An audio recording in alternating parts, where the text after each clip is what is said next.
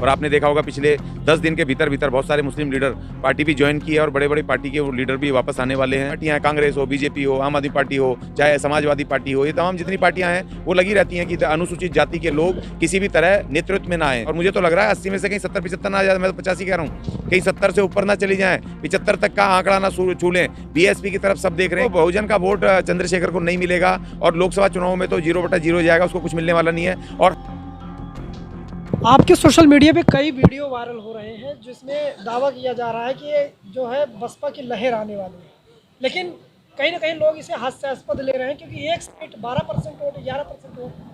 देखिए, उत्तर प्रदेश में जो बहन जी का बीएसपी का जो वहाँ पर कैडर है और जो उनका वोट भी है, आप परसेंटेज मत लगाओ, आप ये देखो कि उनका जो अपना कैडर, उनका अपना नाम और उनकी अपनी जो मान्यताएं हैं दलित समाज में और दलित समाजों के अलावा दूसरे भी मुस्लिम समाज में और दूसरे जनरलों में भी और ओबीसी में भी जो उनकी पकड़ है, वो पकड़ को देखिए, वो थोड़ी कुछ समय के लिए हवा में बहुत सारे पत्ते उड़ जाते हैं, बहुत सारे दरख्त उखड़ जाते हैं, कुछ गलतियां भी होती हैं, मगर अब उनको दुरुस्त करने के लिए बीएसपी ने, बहन जी ने कमर कस ली है।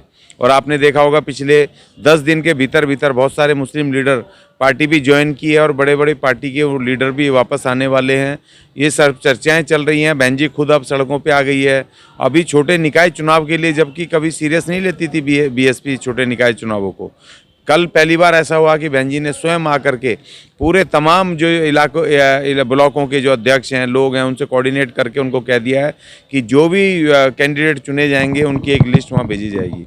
तो अब वो एक्टिविटी जो थोड़ी बहुत किसी वजह से डिस्टर्ब हो गई थी, अब पूरी तरह से शुरू हो गई है। अब देखो, बीएसपी दलितों का संगठन है, राजनीतिक पार्टी है, तो उसको बदनाम करने के लिए ये अपर कास्ट, ये मनुवादी निज़ाम, जितनी भी पार्टियां हैं, कांग्रेस हो, बीजेपी हो, आम आदमी पार्टी हो, चाहे समाजवादी पार्टी हो, ये तमाम जितनी पार्टियां हैं वो लगी रहती हैं कि अनुसूचित जाति के लोग किसी भी तरह नेतृत्व में ना आए, सत्ता में ना आए। अब देखिए, जो समाजवादी पार्टी भी है, ओबीसी समाज की पार्टी है, अब उसमें ओबीसी कभी नहीं चाहेगा कि भाई ये दलित, जो हमसे दलित समाज है, वो आगे आकर के राजनीति में आगे पहुंचे या उनके सर पे बैठे, वो कभी नहीं चाहेंगे।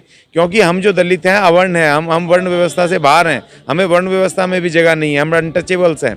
एक अनटचेबल मुख्यमंत्री बने या वो सांसद बने और प्रधानमंत्री बने, ये कैसे बर्दाश्त होगा? तो इसलिए हमारी लड़ाई चौतरफा है, सबसे लड़ाई है, हमारा हर आदमी दुश्मन है। तो इसीलिए देखिए, हास्यास्पद मैं तो कह रहा हूँ, और हंसो, क्योंकि है ना, जब वो कोई हंसता है ना हमारी बात पे, तो हमें उससे एनर्जी मिलती है, हम ऊर्जा लेते हैं, सबक लेते हैं और हम और ज़्यादा मेहनत करने के लिए तत्पर रहते हैं, काम करते हैं। क्योंकि बहुत सारे लोग 2018 में मेरे ऊपर भी हंस रहे थे जब मैंने दिल्ली में अपना राजनीतिक मूवमेंट शुरू किया, मगर वो हंसने वाले लापता हो गए और मैं जो खड़ा हूँ अपनी उसी लाइन पर हम खड़े हैं जी।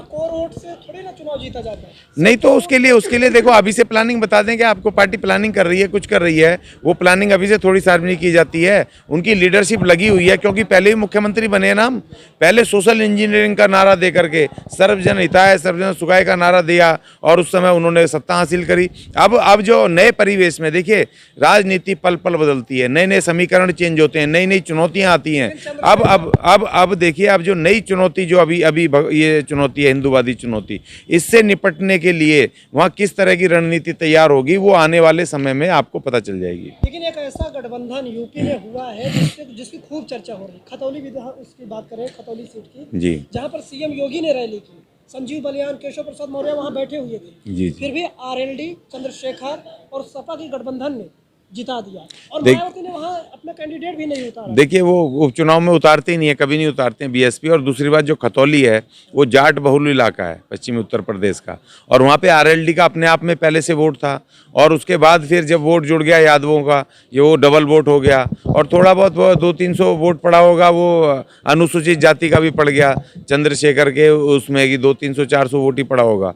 क्योंकि बीएसपी का वोटर तो कमिटेड है, वो तो बीएसपी अगर नहीं भी है तो वो बहुत फूक फूक करके वोट करता है, तो इसीलिए उससे कोई ज़्यादा फर्क नहीं पड़ने वाला है। उनकी अपनी लड़ाई है, यादव जाट वो एक तरफ हो गए हैं, और ये जो हमारा जो दायरा है, हमारा अनुसूचित जाति का, हमारी 66 जातियां उत्तर प्रदेश में, 66 अनुसूचित जातियां प्लस जो जो इकोनॉमिक वीकर जो ओबीसी समाज है, जो जो अन्य पिछड़ा वर्ग है, जो आर्थिक रूप से कमज़ोर है, जिसमें कि आपको ये वो हैं क्या कहते हैं कुम्हार हैं, कुशवाहा हैं, और ये आपके वो हैं क्या कहते हैं उनको वो ये जो काम करते हैं उसका विश्वकर्मा वगैरह, ये तमाम लोग वो हैं जो आर्थिक कमज़ोर हैं, जो भी बहन जी के साथ आएंगे। और आज मैं एक चर्चा सुन रहा था, एक बहुत बढ़िया चर्चा कि एक वो कह रहे हैं कि जी जब जब बहन जी वहाँ पर लॉ एंड ऑर्डर जब उन्होंने मेंटेन किया टॉप का, तो हर आदमी उनको लीडर मान रहा था, हर जाति का वो लीडर मान रहा था। और आज उसको याद कर रहे हैं कि भैया इस बार बहन जी को ही मौका देना है, क्योंकि जिस तरह किसानों पे हमले हुए, जिस तरह आपने देखा था लखीमपुर खीरी में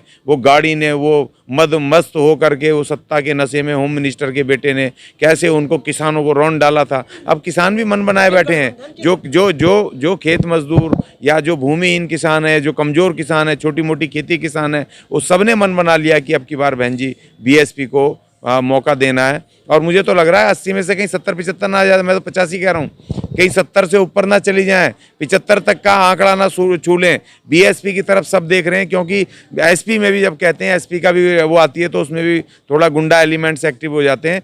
मगर एकमात्र बहन जी की सरकार ऐसी रही है, उनका दुश्मन भी इस बात को कहता है कि गुंडा एलिमेंट वो सीमा रेखा से बाहर चले गए। सबसे बड़ी चुनौती ये है कि आरएलडी और चंद्रशेखर और सपा के गठबंधन अगर ये जमीन पर आते हैं, इसकी खूब हौसले बुलंद है, इसकी सफलता। देखिए आप, मुझे समझ नहीं आ रहा कि मैं आरएलडी और वो उनको तो मैं समझ सकता हूँ कि अपना वो अखिलेश यादव उनकी तो वो समझ सकता हूँ, मगर आप बार बार चंद्रशेखर पर इतना जोर क्यों दे रहे हैं? उसको कोई सीरियस ही नहीं ले रहा है पॉलिटिकली, उसको कोई अनुभव नहीं है। नहीं, गठबंधन सफल हुआ है तो इसकी वजह से थोड़ी हुआ है। गठबंधन सफल हुआ तो आरएलडी और वो उस पे सफल हुआ है। हाँ, क्रेडिट इसको भी जाएगा क्योंकि ये भी उसमें था। ऐसे तो हमारे गुर्जर समाज की एक पार्टी है भारतीय वीर दल, वो भी कह रहे हैं जी हम भी थे, वो भी थे उसमें। जब वो कह रहे हैं जी हमने भी वहाँ उसमें जिताया, गुर्जरों ने भी वोट करा, तो उसको भी गठबंधन का क्रेडिट जाता है। अगर पूरे यूपी में अगर उतरता है तो फिर जो टक्कर हुई, जो लड़ाई हुई, वो तो फिर ये गठबंधन और बीजेपी। देखिए हमारे लिए बहुत आसान हो जाएगा। नहीं, गठबंधन की नहीं होगी, असली लड़ाई होगी बीएसपी की, समाजवादी पार्टी, और त्रिकोणीय मुकाबला होगा और बीजेपी के साथ। लेकिन जाति समीकरण तो उधर गए ना, तो नहीं, कहाँ से गए, कहाँ चले गए? देखो बहुजन का वोट चंद्रशेखर को नहीं मिलेगा, और लोकसभा चुनाव में तो 0/0 हो जाएगा, उसको कुछ मिलने वाला नहीं है। और हमारी राह आसान हो जाएगी, क्योंकि जाट और यादव जो हमारे प्रतिद्वंदी हैं वो एक तरफ हो गए, और जो अपर कास्ट हैं वो बीजेपी में चले गए। जो अनुसूचित जाति और अन्य पिछड़ा वर्ग है, जो कमजोर इकोनॉमिक आर्थिक अन्य पिछड़ा वर्ग, जाट और यादव के अलावा जो वहाँ पर कमजोर वर्ग हैं, कुम्हार हैं, जो आर्थिक कमजोर हैं, जो वहाँ पर विश्वकर्मा हैं, जो दूसरे और समाज हैं, जो बहुत सारी बड़ी विशाल मोरियास हैं, दूसरे, सुनिए, वो तमाम और मुस्लिम मिला करके हमें बहुत भारी बहुमत से बहुत सीटें मिलनी है। 70 से ऊपर मेरा तो विश्वास बढ़ गया, क्योंकि ये जिस तरह ढोल पीट रहे हैं, तो वो ढोल पीटने से इनका जो गठबंधन है इसने हमारी राह आसान कर दी। ये यादव और ये आरएलडी के इसने गठबंधन ने, जाटों के गठबंधन ने, और ये हमारा कर दिया। और दूसरी बात, थोड़े बहुत नहीं कंफ्यूज नहीं हो जाएगी। हमारी लड़ाई बीजेपी से है, सपा या गठबंधन से या बसपा से? नहीं, पब्लिक कंफ्यूज नहीं होगी। पब्लिक बहुत चालू है, पब्लिक को सब पता है। ये जो जनता है, ये जो पब्लिक है, सब जानती है, इसको सारी चीजें पता है। देखिए उनका वोट उनकी तरफ, जो अपर ओबीसी क्लास है, यादव जो आर्थिक रूप से मजबूत हैं, या जाट जो आर्थिक रूप से मजबूत हैं, वो चले गए उधर उनके साथ, आरएलडी गठबंधन के साथ। और जो अपर कास्ट वोट है वो चला गया उसके साथ, बीजेपी के साथ। और जो अनुसूचित जाति हैं, 66 अनुसूचित जातियां, भारी वोट है उनका और बड़ा वोट है। और दूसरा, मुस्लिम समुदाय जो सबसे बड़ा है, वो ना आरएलडी के साथ जाएगा, ना वो उसके साथ जाएगा, उसके बीजेपी के साथ। वो बहन जी के साथ आना है। मुस्लिम वोट इस बार बड़ा मुस्लिम वोट आना है बहन जी के साथ। और जो कमजोर आर्थिक रूप से ओबीसी है, मैं बार बार कह रहा हूं, कुम्हार हैं, विश्वकर्मा हैं, और जो आर्थिक रूप से मोरियास है, जो कमजोर हैं, जिनके पर आर्थिक शक्ति कम है, वो लोग बहन जी के साथ आने वाले हैं सारे के सारे। और इसलिए हमारी राह बहुत आसान हो रही है। त्रिपक्षीय लड़ाई होगी। जाट और यादव एक तरफ चले जाएंगे, अपर कास्ट एक तरफ बीजेपी के साथ, और बहन जी और बीएसपी को